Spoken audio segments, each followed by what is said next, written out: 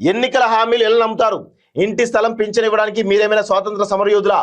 ప్రభుత్వం ఎంతమందికి ఇవ్వగలుగుతుంది? తెలంగాణ ఉద్యమకాలకు హైకోర్టు ప్రశ్న. ఇడ వాస్తవంగా హైకోర్టు ఒక మాట కూడా అడగాలి. మీరు మేనిఫెస్టో ఎట్లా ఇస్తున్నారు, అలవి కాని హామీలు ఎట్లా ఇస్తున్నారో ప్రభుత్వాలను పార్టీలను కూడా నిలదీయాలి హైకోర్టు. సో ఇప్పుడు ఉద్యమకారులు ఎంతమంది ఉన్నారో లెక్క పెడితే అయిపోతుంది, తెలుస్తుంది. దాన్ని ఎట్లా ఇచ్చారు అనేది కూడా అడగాలి.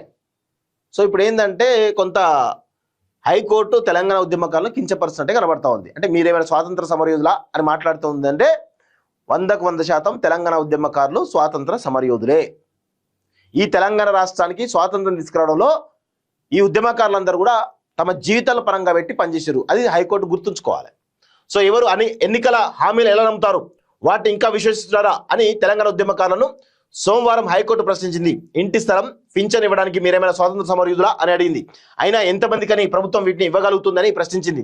ఈ అంశంపై వైఖరి తెలియాలని రాష్ట్ర ప్రభుత్వానికి ఆదేశాలు జారీ చేసింది. అధికారంలోకి వచ్చిన తర్వాత తెలంగాణ ఉద్యమకారులకు 250 గజాల ఇంటి స్థలం పింఛను ఇస్తామని హామీ ఇచ్చిన కాంగ్రెస్ దాన్ని ఇంతవరకు అమలు చేయలేని పేర్కొంటూ గొల్లపల్లి నాగరాజు, యాదగిరి మరికొంతమంది హైకోర్టులో పిటిషన్ దాఖలు చేశారు. దీనిపై జస్టిస్ విజయసేన్ రెడ్డి ధర్మాసనం విచారణ చేపట్టింది. పిటిషనర్ తరపు న్యాయవాది కరుణాకర్ రెడ్డి వాదిస్తూ ఉద్యమకారులు కొందరు పోలీస్ కేసులు ఎదుర్కొంటూ కోర్టుల చుట్టూ తిరుగుతున్నారని చెప్పారు. ఇంకొందరు ఉద్యోగాలకు అర్హత కోల్పోయి నిరుద్యోగులుగా మారారని తెలిపారు. స్పందించిన ధర్మాసనం ఎన్నికల హామీలను విశ్వసించి వాటిని అమలు చేయాలని ఎలా కోరుతారని అడిగింది.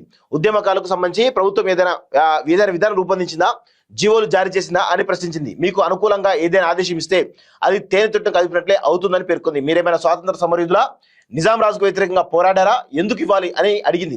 న్యాయవాది సమాధానం ఇస్తూ ప్రభుత్వం ఇప్పటికే కొంతమంది ఉద్యమకారులకు ప్రయోజనం కల్పిస్తూ జీవోలు ఇచ్చిందని, కానీ వీటిని రహస్యంగా ఉంచిందని పేర్కొన్నారు. వాదనలు విన్న ధర్మాసనం వైఖరి తెలియాలని పేర్కొంటూ ప్రభుత్వానికి నోటీసులు జారీ చేసింది. తదుపరి విచారణ ఈ నెల 23కు వాయిదా వేసింది అంటూ చూస్తా ఉన్నాం.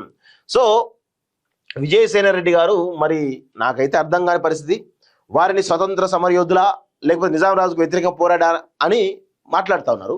వాస్తవంగా ఈ తెలంగాణ రాష్ట్రంలో, తెలంగాణ ప్రాంతంలో గతంలో నిజాం కంటే ప్రమాదకరమైనటువంటి ఆంధ్ర పెట్టుబడిదారి పెత్తందారి వ్యవస్థను వ్యతిరేకంగా కొట్లాడి తెలంగాణ రాష్ట్రాన్ని తీసుకురావడంలో ఈరోజు ప్రధాన భూమిక పోషించినటువంటి ఉద్యమకారులకు గతంలో ఉన్నటువంటి ప్రభుత్వం హామీలు ఇచ్చి నెరవేర్చలేదు, ఈ ప్రభుత్వం కూడా హామీలు ఇచ్చి నెరవేర్చలేదు అనేది చాలా స్పష్టంగా అర్థమవుతోంది.